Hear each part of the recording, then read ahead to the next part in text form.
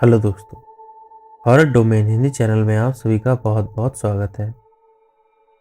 दोस्तों, आज तक आपने यूट्यूब पर जितने भी हॉरर स्टोरी सुने हैं, मैं दावे के साथ कह सकता हूँ आज की कहानी उन सब से कई गुना ज़्यादा डरावनी है। दोस्तों, कॉलेज के दिनों में मैं एक पीजी में रहता था। वहाँ मेरी मुलाकात एक भैया से हुई थी और उन भैया ने ही मुझे अपनी साथ घटी दो सच्ची डरावनी घटना सुनाया था। मेरा यकीन कीजिए, पिछले 6 सालों से मैं हॉरर स्टोरी सुनते और सुनाता आया हूँ, लेकिन इन दोनों घटनाओं ने मुझे हिलाकर रख दिया। आगे की दोनों घटना मैं आप लोगों को उन भैया के पॉइंट ऑफ व्यू से सुनाऊंगा। तो ज़्यादा देर न करते हुए चलिए बढ़ते हैं आज की कहानियों की ओर। मेरा नाम रोहित है और मैं बेंगलोर में रहता हूँ। आज मैं आप लोगों को मेरे साथ घटी दो बिल्कुल सच्ची भूतिया घटना शेयर करने जा रहा हूँ। दोनों घटना मेरे साथ बचपन में घटा था। साल था 2005 और उस वक्त मैं 5th स्टैंडर्ड में पढ़ता था। मैं और मेरा दोस्त मंजूनाथ केजी हल्ली बस स्टॉप से बस पकड़कर स्कूल जाते थे। मैं और मेरे दोस्त का घर पास में ही था और घर के हमारे उस गली में स्कूल बस नहीं आती थी। इसीलिए हम दोनों को एक रेलवे ओवरब्रिज क्रॉस करके केजी हल्ली बस स्टॉप से स्कूल बस मिलता था।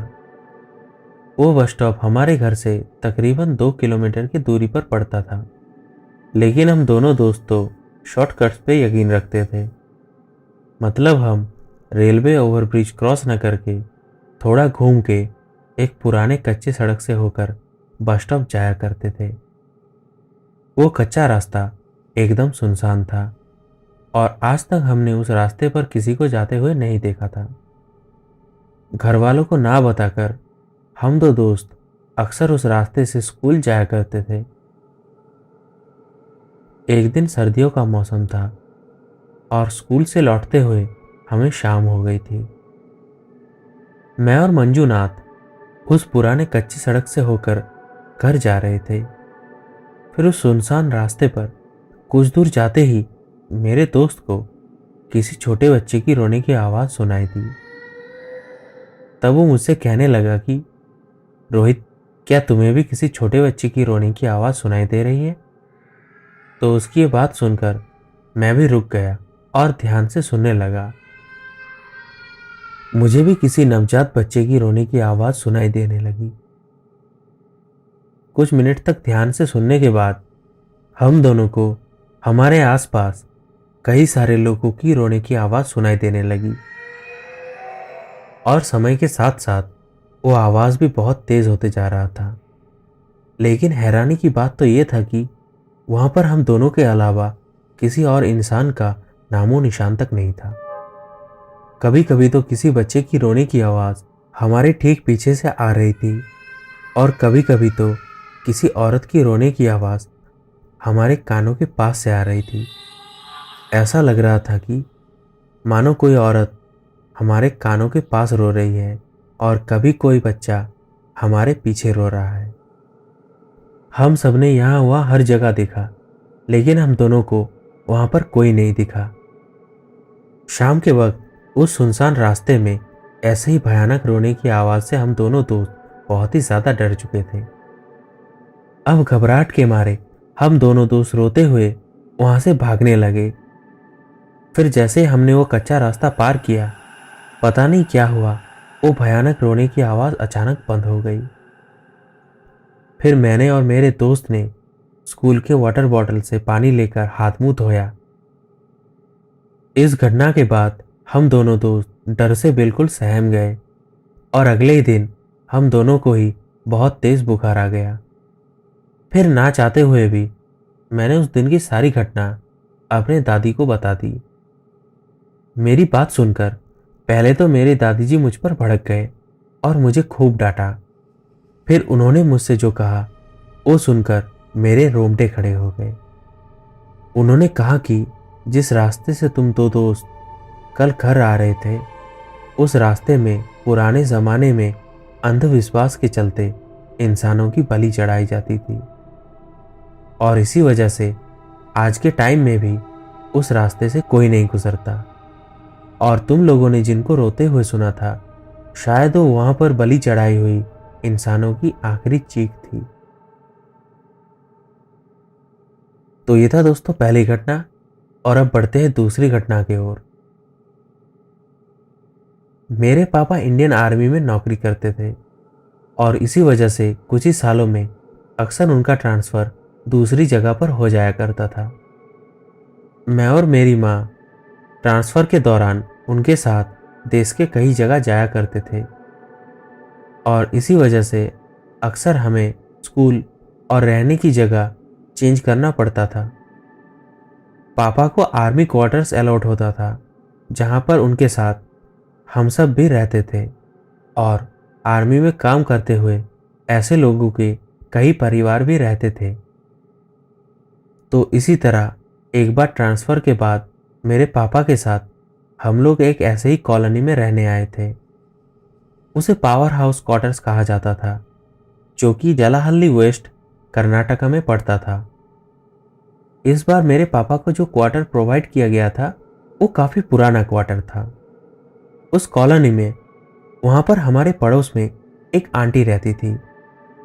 हमें जितना पता था, उनकी पति भी आर्मी में नौकरी करते थे। उन्हें हम प्यार से दास आंटी बुलाते थे, और कुछ ही दिनों में दास आंटी के परिवार के साथ हमारा परिवार घुल मिल गया था।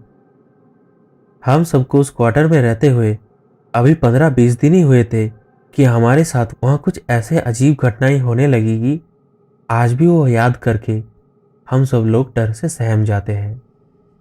वो घर जो मेरे पापा को अलॉट हुआ था, वो बहुत ही बड़ा और काफ़ी पुराना घर था।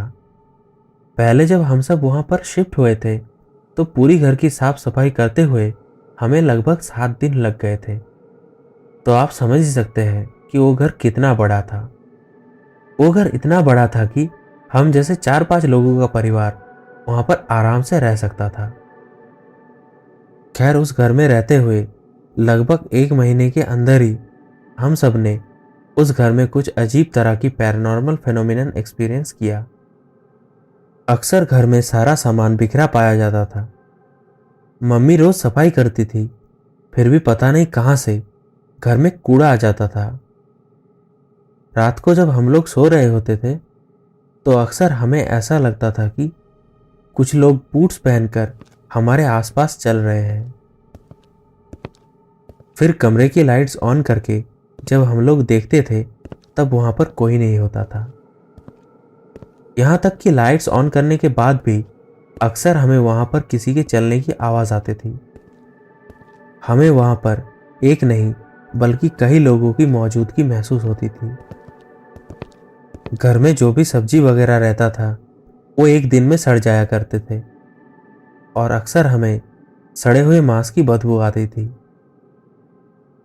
एक दिन माँ ने जब पड़ोस में दास आंटी को ये सब बात बताई, तो उन्होंने मेरे माँ को जो कहा, वो सुनकर उनका पैरों तले से ज़मीन ही खिसक गया।